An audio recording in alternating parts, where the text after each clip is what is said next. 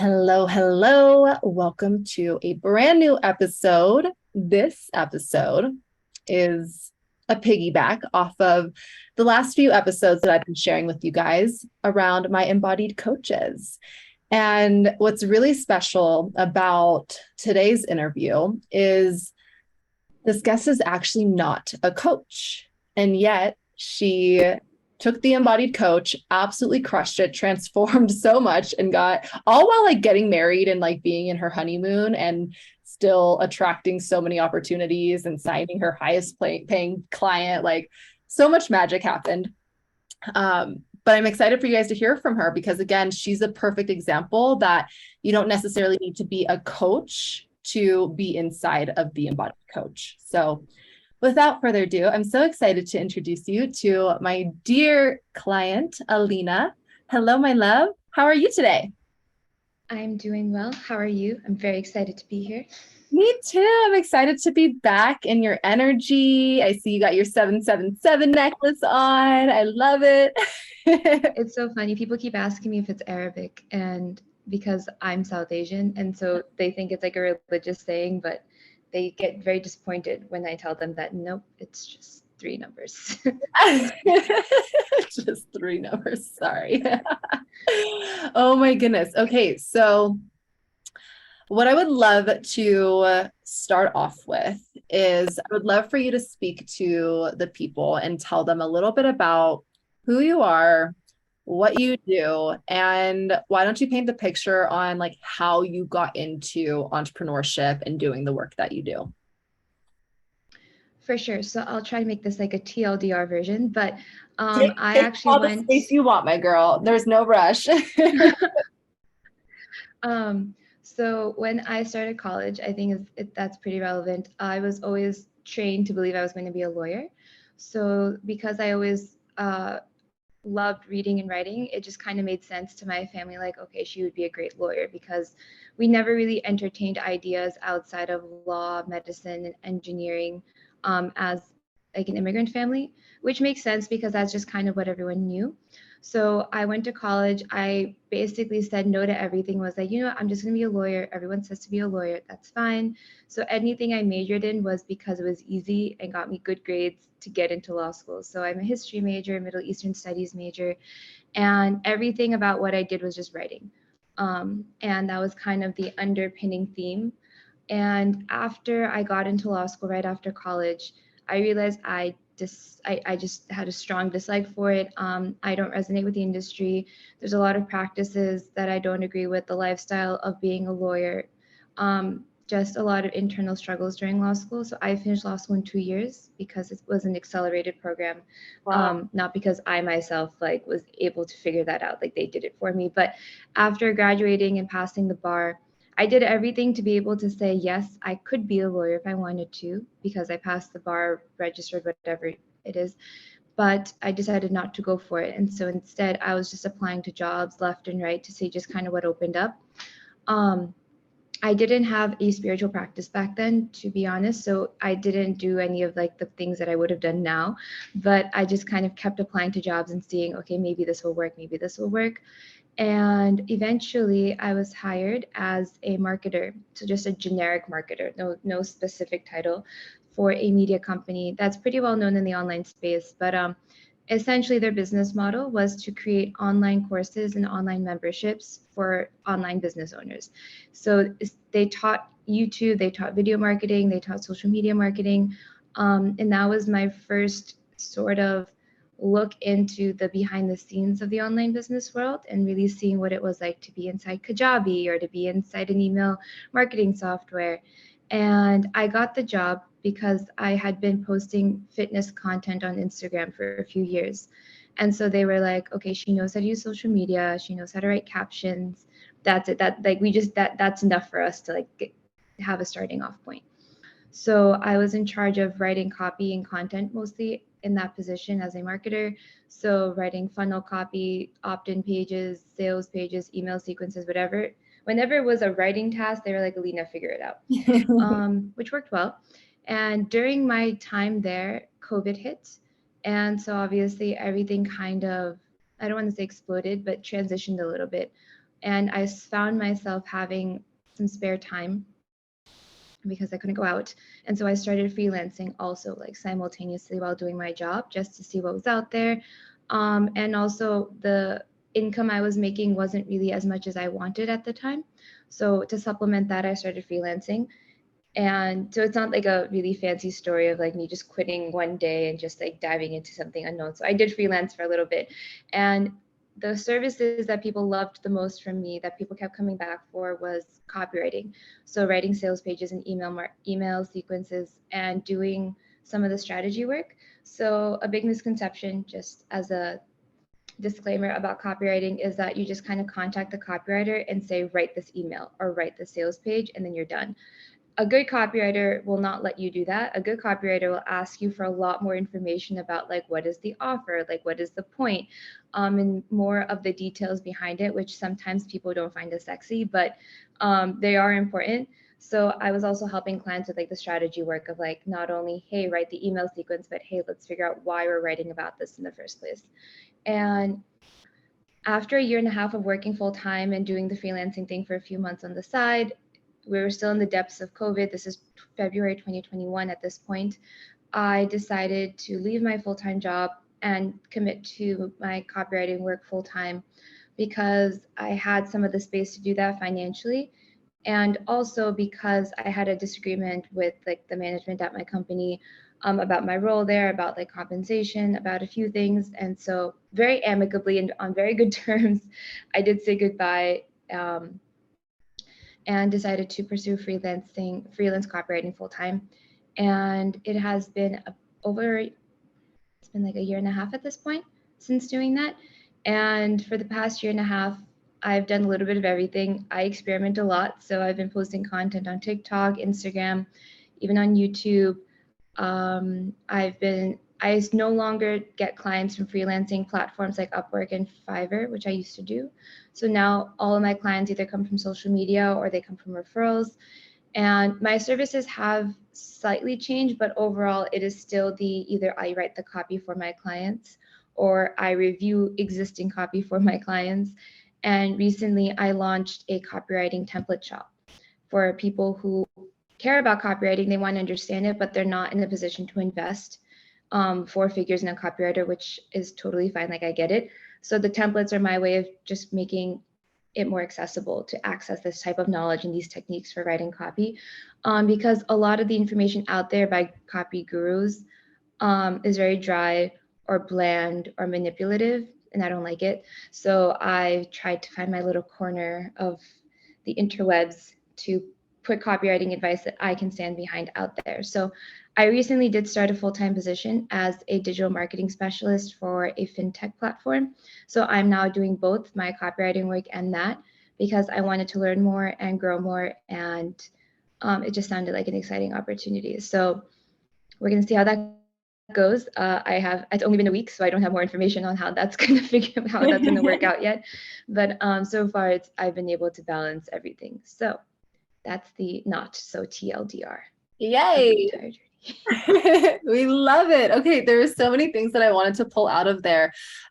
Something that really stood out to me was how you did not like how most copywriters were writing. You said it was dry, bland, and manipulative.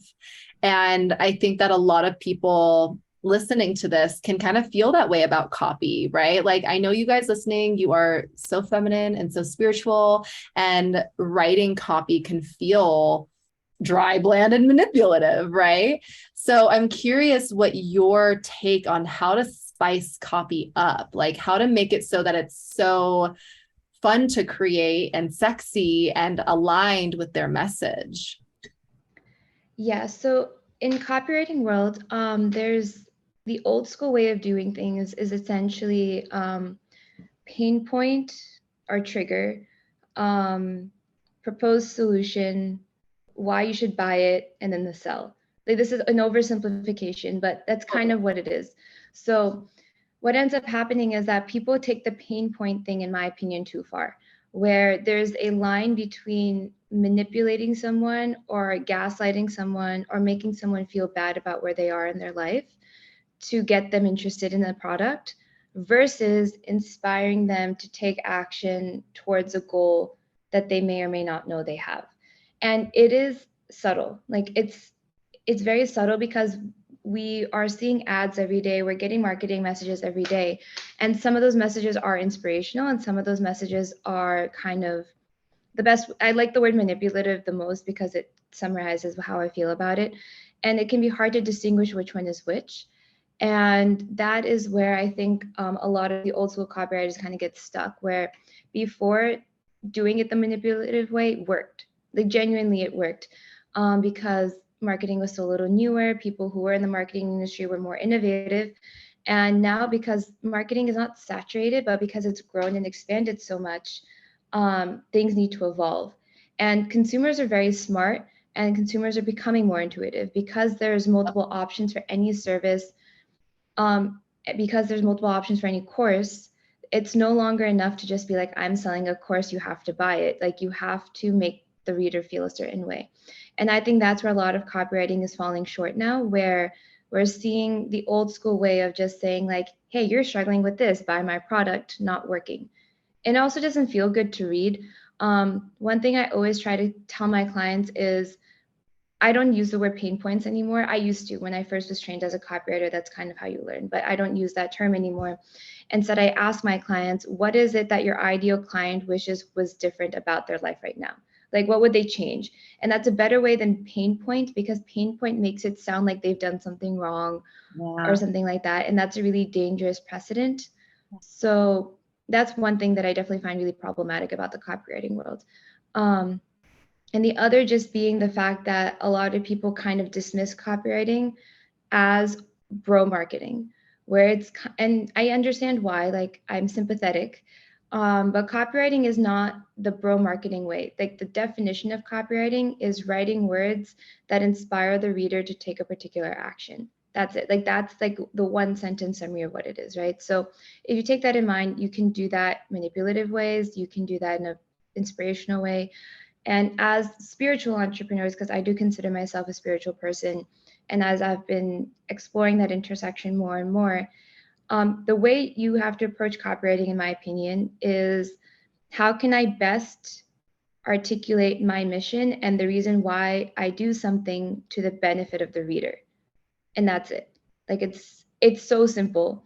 I'd love to make it complicated and give you formulas and all of that, but there's nothing I can give you. Like that's it. That's all you have to do. Wow. And I don't see why copywriting and spirituality cannot be in the same world if you look at it that way. Oh, I got chills when you said that, because it can be a sacred experience and a sacred exchange with one another, right? Because I like that you gave the definition, right? Of like, it's just writing words that move people to take action and to change their lives. Not even just change their lives, but to take action, right?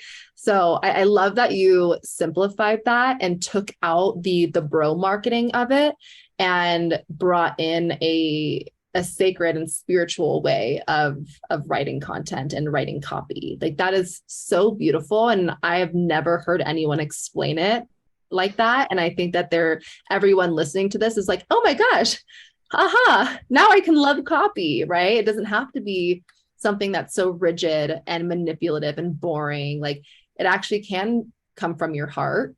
And it can be something that converts, which I wanted to speak to you about as well, is like, where's that balance? Because like you said earlier, the bro marketing, the manipulation, the pain points, like that worked until we caught on, right? Until consumers were like, hey, like now I know what you're up to. I understand what you're trying to do now, and it feels icky.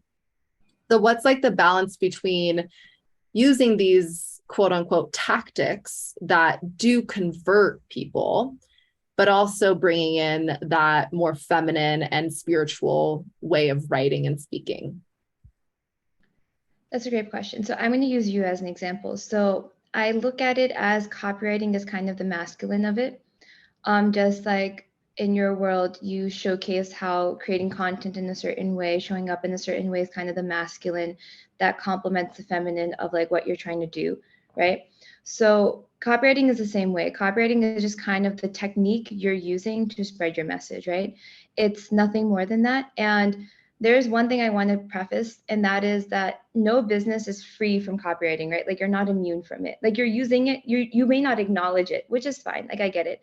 But every time you send an email, every time you write a caption, every time you put text on a TikTok, you are using copy, right? Because you are using words to get someone to take an action, whether that's to like, follow, buy, I don't care what it is, right? What the action is. So if you look at it that way, if you look at copywriting as just like an integral part of your business, regardless of whether or not you like it, you can learn to work with it instead of against it, right? So when you're thinking about copy, I'm going to use sales pages as an example because they're kind of the stereotypical copywriting thing, right, that everyone thinks of. So when you're writing a sales page, copywriting principles and copywriting strategies are only there to make it easier for your reader to understand what you're selling. So if you think of it that way, it's right so much there. easier. You guys, if you were to take away anything from this conversation, that right there was so powerful. It's literally just explaining and helping them understand what it is that you do so they can decide whether or not they want some. It is that, right? Because imagine if you got a book and there were no chapters, there were no paragraph indents, there was just chaos. It's just all these words on the page and it's up to you to figure it out. And that's where I think the spiritual community kind of makes copywriting look bad, because there's a big emphasis on just like DM to enroll, which is fine. Like I think that's great. Like that's great one-on-one marketing and there's no reason you can't do that. But that doesn't mean that copywriting is useless, right? So the reason I like to mention sales pages is because a lot of people have been marketing this way of like selling without a sales page, which is great if that works for you. I think that's a lot of work because personally, I think a sales page, for example, makes your life easier as a spiritual or non-spiritual entrepreneur, right? Because what it is an organized way of showcasing your offer, making it clear who this offer is for, making it clear who it's not for, what it includes, what it doesn't include on one website or one link, let's call it a link. And that way, people who don't feel comfortable having one-on-one conversations at first in their buying journey can reference the sales page, right? Not every buyer is the same. Some buyers will DM you and be like, take my money. And we love them. We love these buyers for sure. But then there are other buyers who wait until the last minute because maybe if you follow human design, for example, what if they're an emotional authority, right? Like that's me. And I cannot make a decision in the moment without like taking a few days or at least a few hours to kind of think about it, right? So for those buyers, copywriting is really important because it's a way for them to take in more information about what it is you're selling so they can figure out if they really want it or not.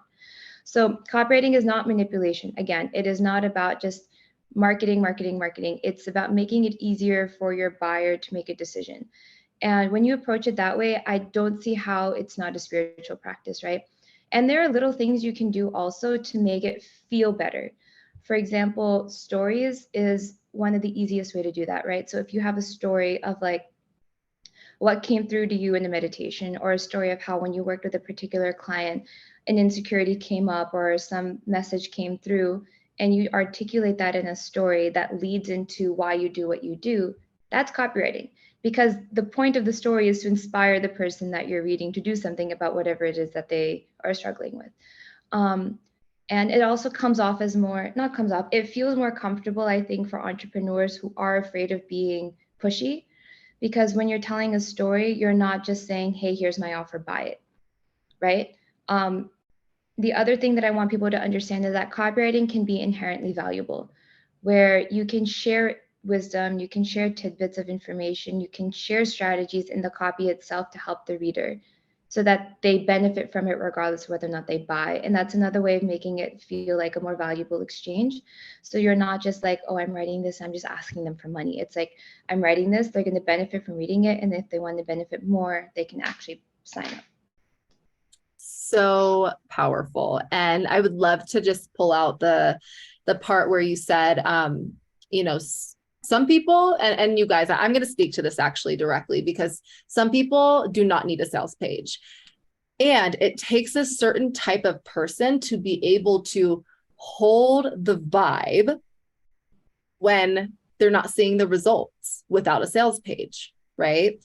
So, for example, sometimes during launches, I don't want to have to constantly hold the vibe of like, that high energy. Like I want to be a human in a human experience and having a human experience. And sometimes that means that I'm in my sad girl shit, right?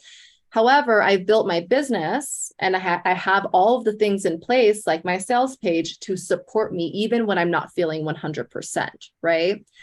That's not to say that you can't like be successful without a sales page, because there's evidence that you can, but it takes almost this maturity of trust and a maturity of magnetism that is not always easy to maintain, right? So I just wanted to speak to that, because I know a lot of people here are like, I don't want to make a sales page. Well, that's why Alina does it for you. That's why she has templates for you, so you don't have to stress about it, right? And you also don't have to have one, but just know that it's going to take a certain level of deep trust and deep holding the vibe for yourself in those moments where you're not feeling supported in your business, right? Yeah, another note on sales pages is I think a lot of us are scared of them because we're very used to like the very long, never-ending scroll of a sales page. I like to point out that you can have a sales page that's like 2 pages. Mm-hmm. There's no right or wrong way. Like you can hit every point you want in like 1 page or 10 pages. It's up to you. I only speak about the benefits of them because I've seen how they help my clients, right? So if you have a business model where people DM you to learn more, and that is a very valid business model, and I love that business model, I want you to take into consideration who that may not work for, because Yeah. there will be people who will not want to DM you if they are not sure, because they'll feel awkward about saying no. And for them, a sales page is so helpful. And to be fair, to be honest, I did that with the Embodied Coach, which is Sarah's coaching program, where I didn't DM her until I read every word of her sales page. Because until I was 90% sure, I didn't want to have that conversation with her, because it just feels awkward. Like regardless of how welcoming the person is or anything like that, like it's hard to gauge the success of a sales page in the DM to enroll model, which is fine. But think of it more as like a kindness to the reader or to the stealthy follower who's not obvious about whether or not they want to work with you. So it's not about trying to be fancy. You can, if you're using something like ThriveCart, which is what I use to build checkout pages, you can consider that your sales page. Like you don't need to make it this whole fancy Kajabi like 10-minute ordeal. You don't have to do that. So I would encourage, because another benefit of a sales page that I've seen with my clients at the very least is when they come to me for one, they have only half of their offer figured out. And they figure out the other half of their offer because I keep asking them questions about it in order to write the sales page. Yeah. And sometimes, let's say you don't even want to make the sales page public at first, the act of writing one will make you much clearer on what it is that you're trying to offer, because it just is just required of it. Yeah.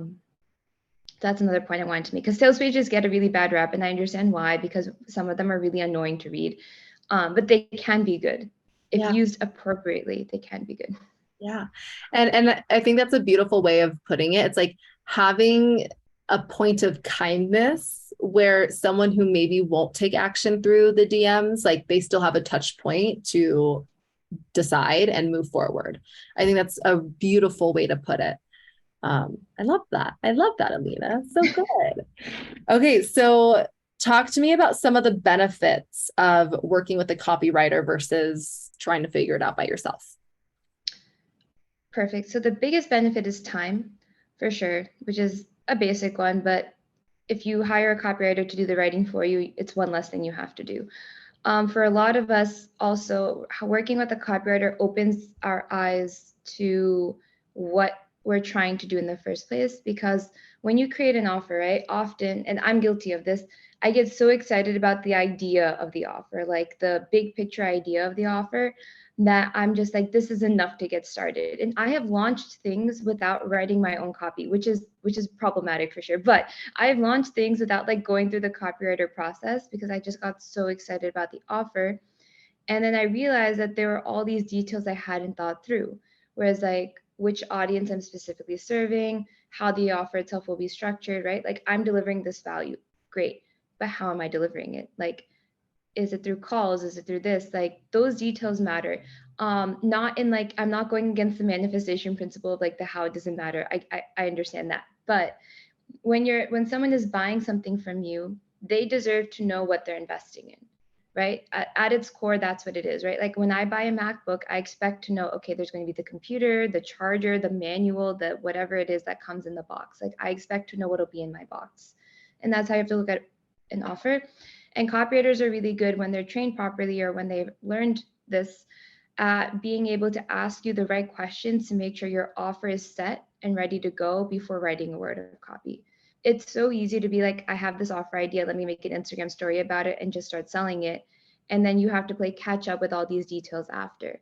Even if you don't have the copywriter write for you, there are some copywriters, and I do this too, where you can just hold a call with them, just like a strategy call with them to go through your offer and go through possibilities with your copy before committing to an actual copywriting asset, just to make sure you know what it is that you need and what you're writing about. When you're working with a copywriter, always make sure they have some sort of intake questionnaire as well. That's going to help you a lot too, because it'll make you map every detail out. If the questionnaire is like thorough enough, what is the offer? What's the point of the offer? Why are you the person that should be selling this offer? What will people benefit from it? Like there's so many things. Like mine is like 4 pages long, to be perfectly honest, my intake questionnaire. So that's another benefit of working with a copywriter, is less of the mental pressure is on you to figure out those details because you have someone to kind of bounce ideas off of. The best copywriters also are good at the strategy element of it. But a red flag is a copywriter saying you have to do it my way, or you have to market your offer this way. And often copywriters will do that because that is what the copywriting course they took told them to do. Mm-hmm. It's not because they're out to get you or out to like make you annoyed. I've taken 3 or 4 copywriting courses at least at this point that I can at least remember, along with just like reading books and all of the things, right? Because that's what I do. And it's amazing how so many copywriters will be like, this will work only if you post on Instagram 3 times a week, you email like this, blah, blah, blah. So when you're working with a copywriter, it's very easy to fall into that, where you're like, okay, so I have to do it their way to make it work. It's not true. I have clients who I recommend posting on Instagram. Other clients I recommend like fuck Instagram, it's okay, just focus on email. It depends on what that client is into and what that client is better at. So when you're working with a copywriter, it's also good to be honest about that, right? Like if you hate Instagram stories, like genuinely you hate showing up on them. For example, this is just an example. As a copywriter, even though I know that Instagram stories can help you during your launch, I'll say, okay, let's make it easier for you. Don't show your face, or only show pictures of yourself. Don't talk live, and just overlay it with text that you can take from your sales page. But showcasing your offer, showcasing what's there. So at least you're making the use of the stories without doing something you're not comfortable with. Yeah. These are all these little things that I've just picked up on from like working with different clients, because everyone's very different. But the TLDR of it is a copywriter will make your life easier by saving you time from writing the copy yourself from scratch, by explaining to you what exactly you need to be focusing on when writing it, if you're writing it yourself or if you're hiring the copywriter to write it, and the best way to use the copy in your launch along with all of your other marketing materials. So those are the top 3. Beautiful. And so it sounds like what really makes you unique and special about in the copywriting industry is that you don't just take, the templates and be like, well, this is how it has to be. You get to know and understand the voice of your clients and the alignment of your clients, and you meet their alignment with a powerful strategy that would work for them. Definitely, because there's no one size fits all, right? Like even in your coaching program, not everyone posts on Instagram at the same time, or not everyone launches at the same time or in the same way. And that's because you shouldn't have to.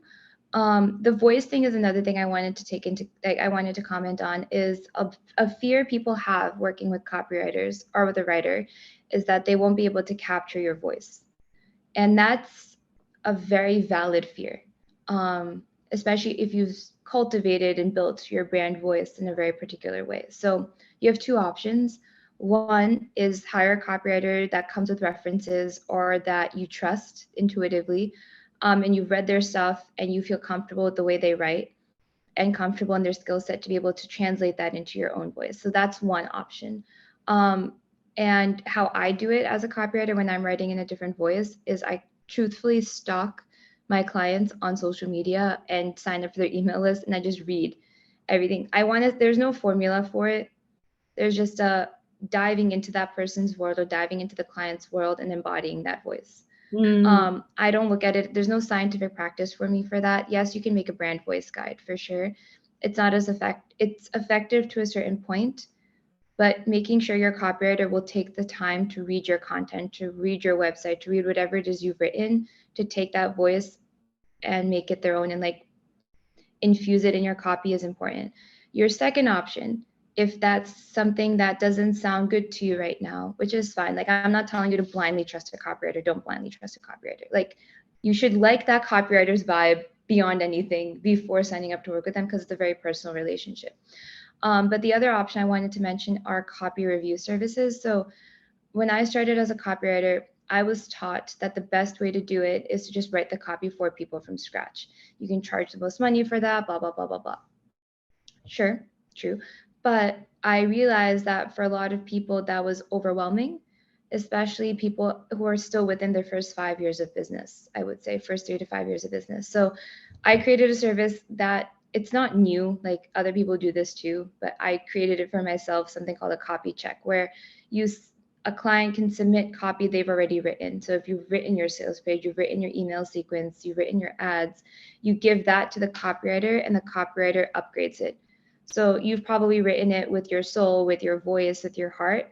The copywriter will organize it and make sure that the sentences flow appropriately to make it easier to read, that everything is congruent, that everything is matching. You've hit all the points that someone needs to know to be able to feel good about buying. Like, that's another way that I really like as well. And that's, to be fair, one of my favorite services because it's a lot of fun to do. But I wanted to say that because I think we all think that there's only one way to there's only one way to work with a copywriter, and that is for them to write your copy. And that's not true.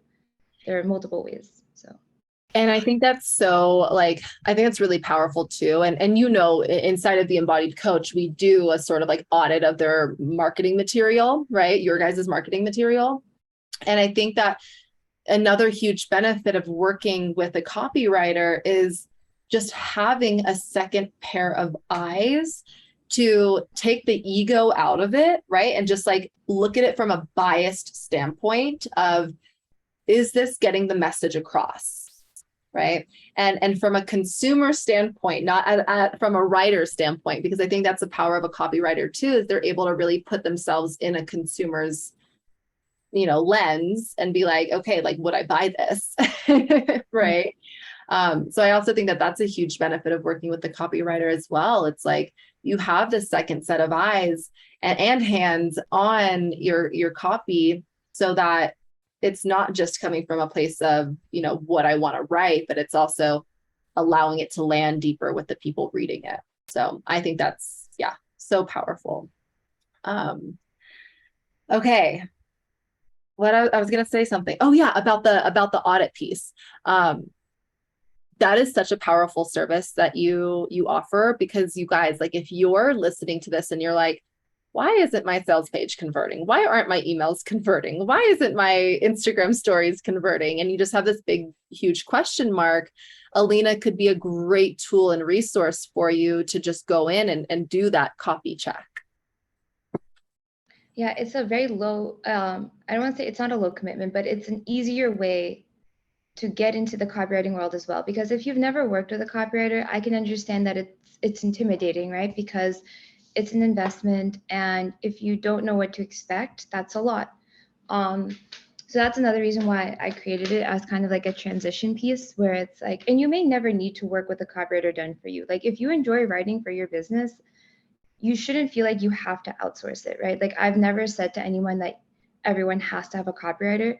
I only say that every business has copywriting, and how you choose to execute on that is 1,000% up to you. So that was another reason I created it, because I had clients who loved writing, but they didn't like doing that final piece of organizing what it is that they had written.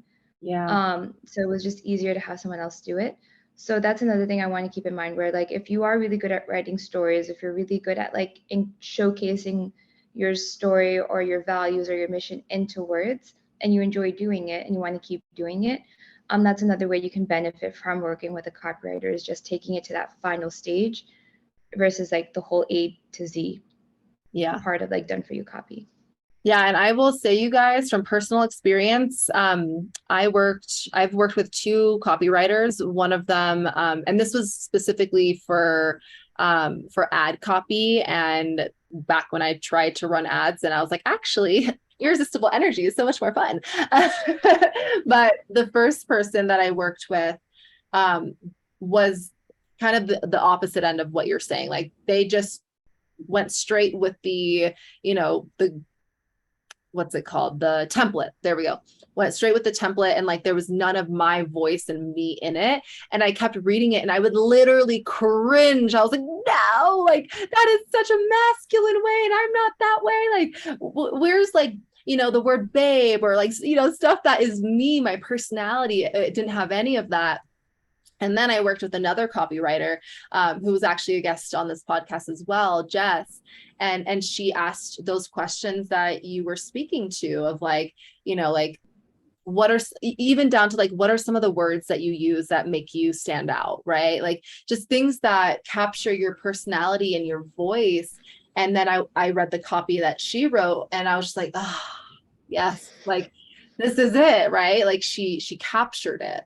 And that's what, Alina does so beautifully too, which is why she is the go-to contact for copywriting for all of my embodied coaches. This is so fun. Okay, so tell us about your offers, how people can work with you, and then we'll get into a little bit about your experience with the embodied coach. For sure. So I've alluded to most of them. So there's basically three main ones. The first is just done for you copy from scratch, where you're like, I don't want to write anything. Just please do it for me. Get this off my plate. And so I will write copy for my clients for emails, sales pages, website copy. I always forget to mention website copy, but website copy, ads, product descriptions. So those are for more the e-commerce business owners. And what happens in that is that you and I get together on the strategy call. We figure out every detail of your offer, brand, business that I need to know to be able to write for you. I write the copy, you get 2 rounds of revisions and feedback and everything like that. And then I'm also available during that process for questions back and forth and just for dialogue, because as I mentioned before, copywriting it's like an ongoing process as well. And I keep that line of communication open with my clients while I'm writing for them, because what will happen often is that they'll come up with ideas or they'll figure out something new about their offer along the way. And so they need a way to be able to communicate that with me. So I keep that line of communication open. The second thing I do is the copy check, where it's more of the send me your copy, I will upgrade it and send it back to you format. So for that, the same pieces of copy, sales pages, emails, websites, ads, product descriptions, and everything's on Google Docs, super simple. I make it very, very easy. And everything also includes a Loom video for that. So I'll actually record a Loom video of me going over the copy start to finish to explain why I upgraded certain things, explain why some things will work, some may not work. And that way you have a point of reference and you don't have to like schedule a call for that. So it's a little easier on your schedule. And the turnaround time for copy checks also, let me mention that, because copywriters should not be contacted at the 11th hour. Please don't do that to us. We don't like it. It makes us sad. It gets us stressed out because we want to help you, but making a sales page in 2 days is not always feasible. So if you want done for you copy, do your best to reach out to your copywriter at least a month in advance, if not more. If you can give them 2 to 3 months notice, ideal, brilliant, beautiful. But try to aim for a month if you can't, if nothing else. The copy check service I created was also with this in mind, that some people need last minute support. So the copy check service, I get that back to people within 1 to 2 weeks, depending on what it is, the length of it and everything. So that's another thing I wanted to mention. The third thing is the copy tool shop, which is where I house my copywriting templates. So right now there are 6 templates inside of it, and then like bundle options in case you're like oh, fuck it, give me one of everything. I can't decide right now. And the templates I wanted to mention also, I was very disappointed in templates that I bought in the online business space, where I bought a sales page template and it was just a 2-page Google Doc of questions. I have never been so sad to spend $47 on something in my entire life. It was really bad. And it was marketed in a way where it was like everything you need to write the sales page. And it's like, this is not everything, though. It's missing. So what I did was I literally outlined every section for every piece of copy. Everything is color coded. There's prompts. I give example copy for everything, language options. So like if you want to sound more professional or if you want to sound like a little chattier, friendlier. So I did my best to do that in every template. So I have templates for sales pages, websites, ads, nurture emails, sales emails, stuff like that. And for every template that I have in the shop, there's also a video tour explanation where you watch and it explains like, this is what to find, this is what you'll do, whatever. Again, super simple. And I made that so it's super customizable, but also it saves you time where like you're not Googling anything while you're there. Like I give it to you, like you'll be fine, taken care of. So all of that lives on my website, which I wrote myself in case anyone some people asked me, did you hire a copywriter for your website? And I was like, no.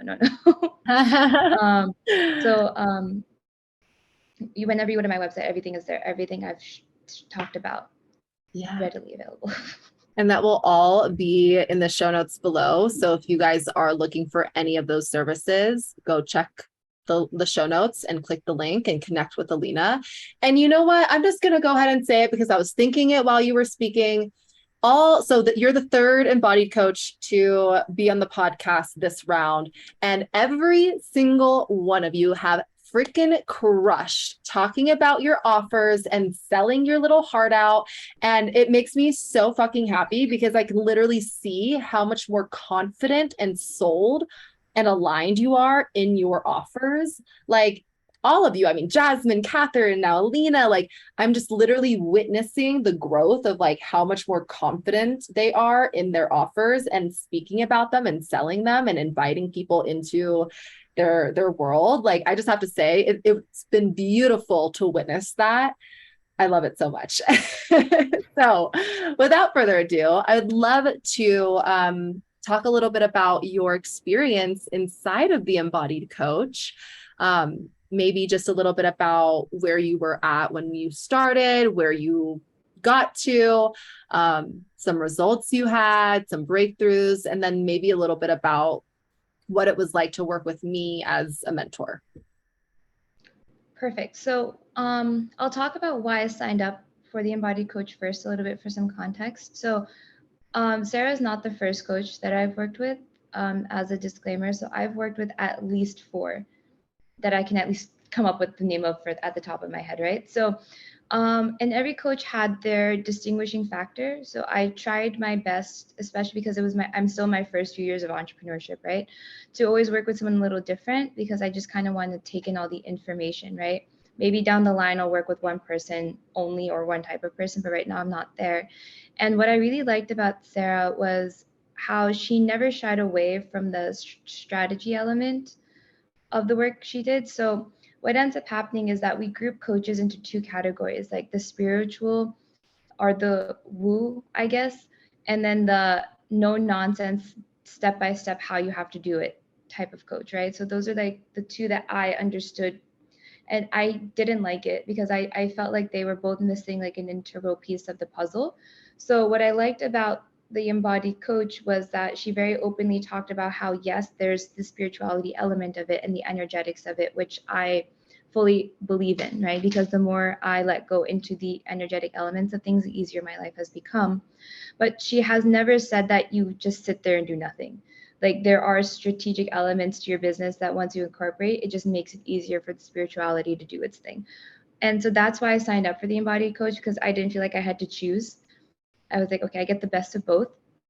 And Sarah also is very, very good at executing on what she taught, at least on social media itself. So I was like, if she's already doing this for free, then I'm sure like behind the checkout page, there's even more. So that's what I'd say first.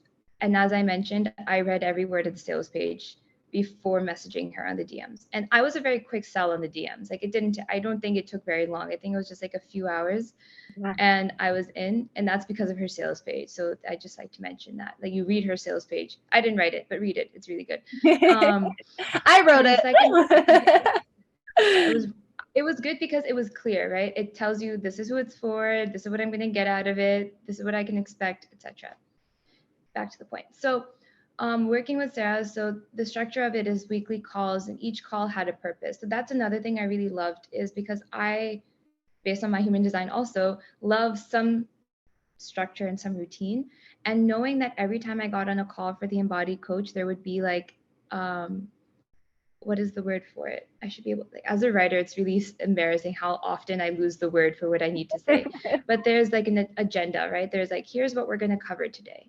And I love that because it makes things a lot more tangible and it's easier to take action on it. I've had experiences with coaches before where everything was like, we were winging everything. And sometimes that was a little difficult because I wouldn't know what to expect. And I wouldn't know what to do after the call either, right? So there wasn't any like preliminary work or after work, right? So I like that about the embodied coach a lot, where like every week when you're in it, there's, I don't want to use the word assignment, but there's like a takeaway action to help you integrate what you've learned. That's a better way of putting it.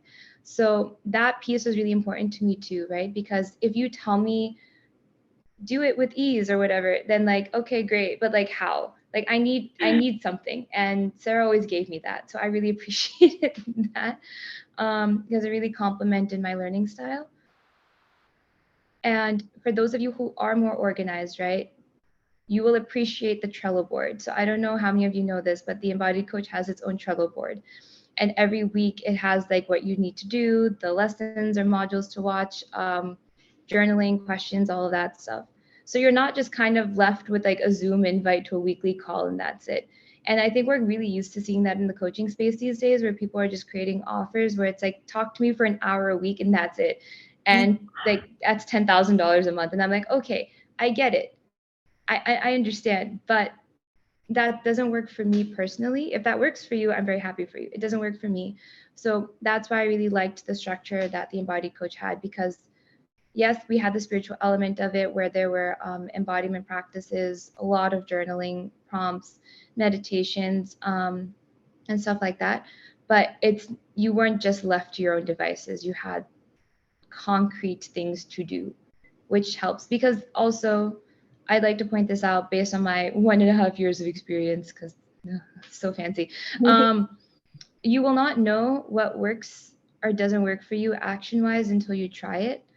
So like you won't know you don't like Instagram stories until you try it. You won't know journaling doesn't work for you unless you try it. And so if Sarah hypothetically gave you 100 things to try, you will resonate with maybe 50 of them, but you won't know which 50 they are until you try it. And I think that's something I learned a lot, where there are things that Sarah told us would help and to do that I didn't do. Like, oh, I did it and then I decided not to continue with it. And that's fine. Like it hasn't hurt me. It hasn't like done anything to me negatively, but I'm happy I have that clarity now. Yeah. So that's my spiel. And I will always remind you guys, and you know this, my number one phrase, alignment is queen, you know, and I think it's important for your coach, any coach that you work with, whether it's me inside of the Embodied Coach or private mentorship, or whether it's someone else, it's like honoring your alignment, you know, like I will give you all the tools that have helped me and my clients expand. But if one of those tools are not a fuck yes for you, like throw it out the window. And I will always make sure my clients follow their alignment over everything. That was so beautiful. Thank you so much. My pleasure. Yeah. And would you like to speak to any of like the biggest results or takeaways from the Embodied Coach? I know I was forgetting something. I think the biggest thing for me was remembering that it gets to be easy. That is a very hard lesson that I've had to integrate, and I'm still working on it for sure. But repetition helps a lot, right? So Sarah was really good at constantly reminding me that it gets to be easy. Like, Alina, you've done enough. So one of my biggest takeaways was definitely that I have done enough, and it does get to be easy. And to give, I know that sounds kind of like generic. So like to be more specific, I got married in July. So I was actually out of the country for a month because my wedding was abroad. And I got married in a very traditional South Asian format, which requires multiple events, and it just takes over your life. Like you can't really do anything during that time. And one thing I was really worried about that I told Sarah in the beginning of the Embodied Coach was like, I don't know if I'll get results because I literally will be disappearing for a month. Like, I don't know what's going to happen in that month. And she constantly just kept reminding me that I've done enough. Like, I've posted enough content. I've worked with enough clients. I've shown up in enough places where clients can find me, opportunities can find me, even if I like don't post a story for a month. Like, it'll be okay. And that's an important lesson that I often forget, where if I feel like I haven't posted online, and this is a struggle I'm having right now because I started a job and I'm learning how to handle my time a little better. I haven't posted on Instagram for like 5 days. And 8 months ago, that would have meant me breaking down, like, I shot myself in the foot for September. I'm not getting any clients because I didn't post on Instagram for 5 days, which is trash. That's absolute garbage. It makes no sense. It's illogical, I know, but that's where my mind was.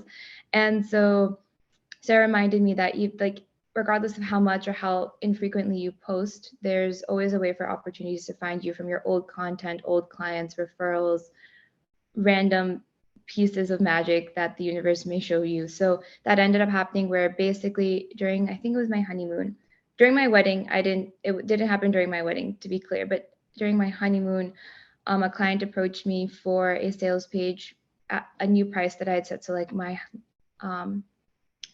latest price, which is what it is right now.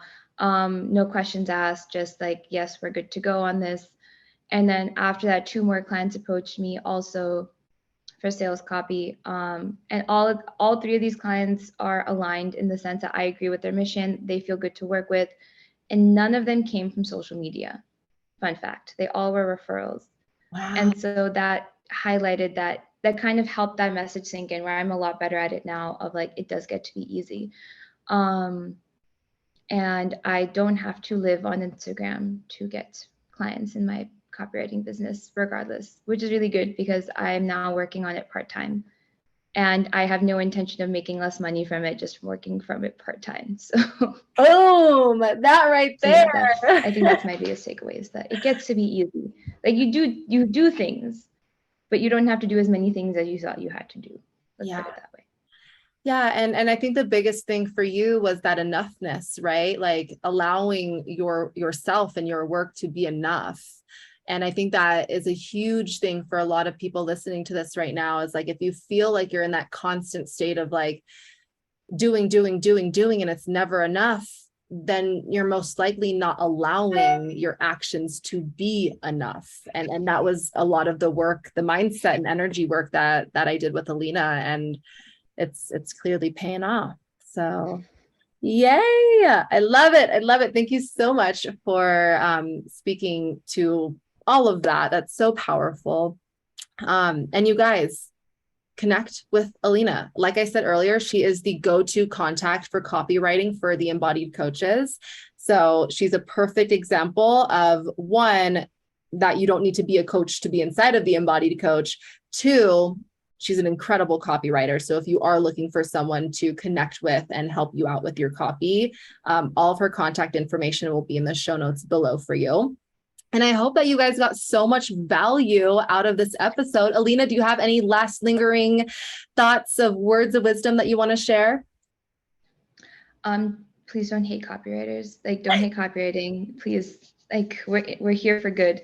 But as a venue service provider, I will say, take the time to